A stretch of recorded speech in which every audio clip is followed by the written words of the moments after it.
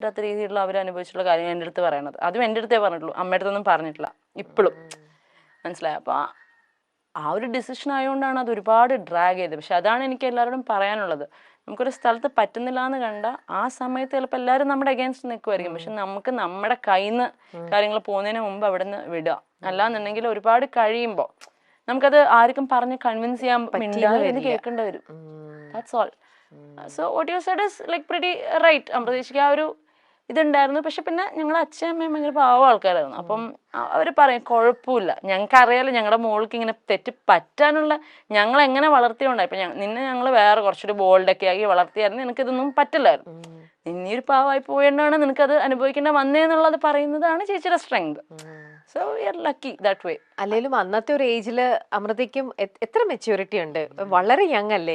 അപ്പോഴും നമ്മൾ ലൈഫിനെ എപ്പോഴും പോസിറ്റീവായിട്ടേ കാണൂ. ആരും നമുക്ക് ചീത്ത വരും എന്ന് എത്ര പാരന്റ്സ് കുറേ കൂടെ എക്സ്പീരിയൻസ് വെച്ചിട്ടും അവരുടെ ഒരു മെച്യൂരിറ്റി ലെവലിൽ അവർ പറഞ്ഞാലും ആ ഒരു ഏജിൽ ഒരു ലേഡി ഒരിക്കലും എന്റെ ലൈഫിൽ ദേ ഇങ്ങനെ വരാൻ പോണൂന്ന് വിചാരിക്കുന്നതേ ഇല്ല.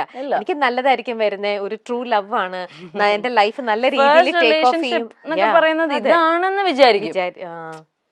അങ്ങനെ വിചാരിച്ചിട്ട് അതിലേക്ക് സ്റ്റെപ്പ് ഓൺ ചെയ്യാണ്. പക്ഷേ അതവിടുന്ന് തെറ്റിപ്പോയി. അങ്ങനെ പറഞ്ഞ പോട്ട് എന്റെ സ്റ്റോറിയിലെ വില്ലൻ ചിലപ്പോ മറ്റൊരാൾക്ക് വില്ലൻ ആയിരിക്കണം എന്നില്ല കേട്ടോ.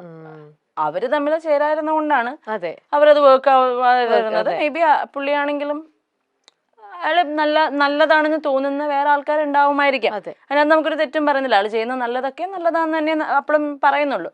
പക്ഷെ എന്റെ ചേച്ചി സഫർ ചെയ്തത് അത് കേൾക്കുമ്പോ എനിക്ക് ഹീസ് എ വില്ലൻ ഓൺലി. അത് എനിക്കിപ്പോ എവിടെ ഇരുന്നോ ഞാൻ പറയും, ഐ ഡോണ്ട് കെയർ. ചിലത് നമ്മൾ ചേരില്ല, എന്നാ അതിലെ ഒന്ന് വേറെ ആൾക്കാരായിട്ട് അത് ചേരുവായിരിക്കാം. നമുക്കൊന്നും ചെയ്യാൻ പറ്റുന്ന കാര്യങ്ങളല്ല. അപ്പൊ അതിനകത്തൊക്കെ ഈ പറഞ്ഞ പോലെ നമ്മളൊന്ന് സക്സസ്ഫുൾ ആയ സ്ട്രോങ് ആയി ഒന്ന് ജീവിച്ച് കാണിച്ചിട്ട് നമ്മൾ എന്തെങ്കിലും പറഞ്ഞാൽ അത് കേൾക്കാൻ ആൾക്കാരുണ്ടാവും. അല്ലെങ്കിൽ നമ്മളിവിടെ കിടന്ന് വെറുതെ വിക്ടിം കാർഡ് കളിക്കണോ, പെണ്ണിന്റെ ഇത് പറയണോ, ചുമ്മാ അതാ. കാരണം വേറെ കുറെ കഥകൾ നമുക്ക് അറിയാവുന്നതാണ്, where women are villain. So നമ്മുടെ നാടാണെങ്കിലും കുറച്ചുകൂടെ ആണുങ്ങൾക്ക് ഒരു ഇതുള്ളതാണ്. അപ്പൊ ഇതൊക്കെ നമുക്കൊന്നും ചെയ്യാൻ പറ്റുന്ന കാര്യങ്ങളല്ല. പോട്ടെ, സമയം വരും. കീപ്പിംഗ് ക്വയറ്റ് അറ്റ് ടൈംസ് അത് ഭയങ്കര ഹെൽപ്ഫുൾ ആയിരിക്കും. പക്ഷെ എന്റെ ചേച്ചി മിണ്ടായിരുന്ന പോലെ മിണ്ടായിരുന്ന പറ്റില്ല. അതെ, പറ്റില്ല. അത് ആരും ഒരുപാട് വർഷത്തേക്കൊന്നും മിണ്ടായിരിക്കരുത്. ഒരു 10-20 മിനിറ്റ് ഒക്കെ മിണ്ടായിരിക്കും, എന്നിട്ട് മിണ്ടണം. പറയാൻ കേൾക്കാനുള്ളത് എന്താന്ന് വെച്ചാൽ കേട്ട് കൊടുത്തോളൂ. അമൃതയുടെയും നിങ്ങളുടെ ആ ഒരു റിയാലിറ്റി ഷോയിൽ വന്ന സമയത്ത് അല്ലെങ്കിൽ അന്നത്തെ ആ ഒരു ഇതിലൊക്കെ ലൈഫ് മാറ്റിയതാണ് സുരേഷ് ചേട്ടൻ നിങ്ങളുടെ ലൈഫിലേക്ക് എൻ്റർ ചെയ്തപ്പോഴും. ആ ഒരു റിലേഷനെ കുറിച്ചും കൂടെ ഒന്ന് പറയൂ അഭി. ഇപ്പോ എങ്ങനെയാണ് നിങ്ങൾ എല്ലാവരും തമ്മിലുള്ള റിലേഷൻ? ആ ഒരു ഇത് പറയാനാണെങ്കിൽ ഇപ്പൊ സുരേഷ് അങ്കിളായിട്ടുള്ള നമ്മുടെ ഇതുവരെയും ഭയങ്കരമായിട്ട് സൈബർ ബുള്ളീഡ് ആയിട്ടുള്ള, അഗൈൻ ഈ പറഞ്ഞ പോലെ ഒരു 10 കമന്റുകളിൽ ഈ ഒരു സാധനം വരുമ്പോഴാണ് പയ്യെ ആൾക്കാർ ഇത് അങ്ങനെ ആയിരുന്നല്ലോ എന്ന് ബാക്കി കമന്റ് ചെയ്യുക. അപ്പൊ സുരേഷ് അങ്കിളുടെ സീൻ എങ്ങനെയായിരുന്നെന്ന് വെച്ചാൽ, സ്റ്റാർസിംഗിൾ ചേച്ചിയുടെ ഫസ്റ്റ് റൗണ്ടിൽ തന്നെ മൗനമേ എന്ന് പറയുന്ന പാട്ട് പാടിയ റൗണ്ടിൽ ചേച്ചി ഒരു പട്ടുപാടയും ബ്ലൗസ് ആയിരുന്നു. അപ്പൊ ചേച്ചി പാട്ടിനും പെർഫോമൻസിനും നമ്മൾ ഇട്ടിരിക്കുന്ന കോസ്റ്റ്യൂമിനും ഒക്കെ ആയിരുന്നു മാർക്ക്. ചേച്ചിയുടെ കോസ്റ്റ്യൂമിന് മാർക്ക് കുറഞ്ഞു, പെർഫോമൻസിന് ഫുള്ള് കിട്ടി. അന്നാണ് സുരേഷ് അങ്കിൾ ഏഷ്യനെറ്റിൽ വിളിച്ചിട്ട് പറയുന്നത്, ഇനി അമൃതയ്ക്ക് കോസ്റ്റ്യൂമിന്റെ കേസിൽ ഒരു പ്രശ്നം ഉണ്ടാവരുത്. ഇതാണ് അന്നുള്ള ബന്ധം. ഇന്നും രാധികാന്റിയായിട്ടും സുരേഷ് അങ്കിളായിട്ടും മക്കളായിട്ടും ഒക്കെ ഞങ്ങൾ ഇപ്പോഴും ദേ ലൈക്ക് ഫാമിലി. പറഞ്ഞുകൊണ്ട് ചേച്ചി പറഞ്ഞ പോലെ ഒരു എക്സ്റ്റേണൽ സപ്പോർട്ട് ഒരു ഫാമിലിയുടെ ഭാഗത്ത് ഉണ്ടായിട്ടുണ്ടെങ്കിൽ ആ സുരേഷ് അങ്കിളുടെ ഫാമിലി എന്നാണ്. ആ കള്ളൻ എന്നുള്ള പേര് ഒരിക്കൽ വന്നു കഴിഞ്ഞാൽ പിന്നെ എത്ര നല്ല രീതിയിൽ ജീവിച്ചാലും അവൻ കള്ളനാന്നുള്ള പേര് വന്നുകൊണ്ടേയിരിക്കും. അത് കട്ടോന്ന് മാറ്റർ അല്ല, ആ കട്ടിട്ടുണ്ടെങ്കിൽ കക്കാനുള്ള റീസൺ മാറ്റർ അല്ല, ഇതൊന്നും മാറ്റർ അല്ല. ആ പേര് വീണോ യു ആർ ഡൺ. എസ്പെഷ്യലി കള്ളൻ എന്നുള്ളതിന്റെ നമുക്ക് അതിന്റെ ഒരു ജെൻഡറും കൂടെ മാറ്റിയ, കള്ളിയാണെങ്കിൽ യു ആർ ഡൺ.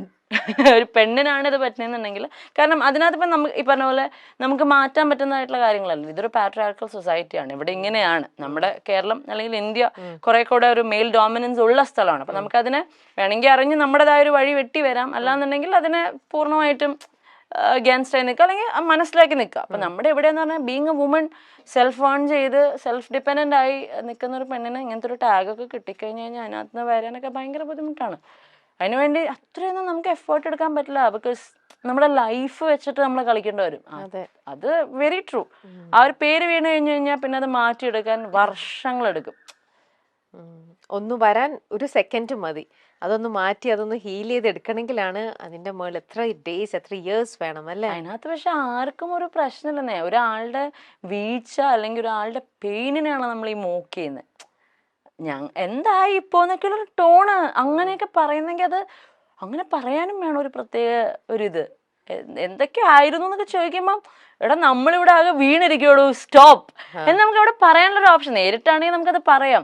പക്ഷെ അതും നിങ്ങൾ എന്താണ് സിറ്റുവേഷന്റെ ഡെപ്ത് മനസ്സിലാക്കുന്നില്ല, അവിടുത്തെ റിയാലിറ്റി മനസ്സിലാക്കുന്നില്ല, നിങ്ങൾ എന്ത് ചെയ്തു എന്ന് മനസ്സിലാക്കുന്നില്ല. ജസ്റ്റ് റാൻഡംലി ഇങ്ങനെ പോവാ, ഒന്ന് കൊടുത്തേക്കാം, കമന്റ് ചെയ്യുന്നു, പോണു.